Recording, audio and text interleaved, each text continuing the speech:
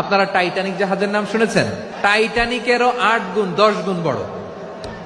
সুবহানাল্লাহ কইবেন না? টাইটানিক জাহাজের 8 গুণ 10 গুণ বড় একটা জাহাজ আছে, আইকন অফ দ্য সি। আমি দেখে এসেছি। রয়্যাল ক্যারিবিয়ান দেখে এসেছি। সাগরের সামনে জেটিতে যখন দাঁড়ালাম, জাহাজটা যখন যায়, আমার মনে হচ্ছে একটা শহর, গোটা শহর, the entire city is floating on the water. পুরো একটা শহর মনে হয় পানির উপর দিয়ে ভেসে যাচ্ছে। পড়েন সুবহানাল্লাহ।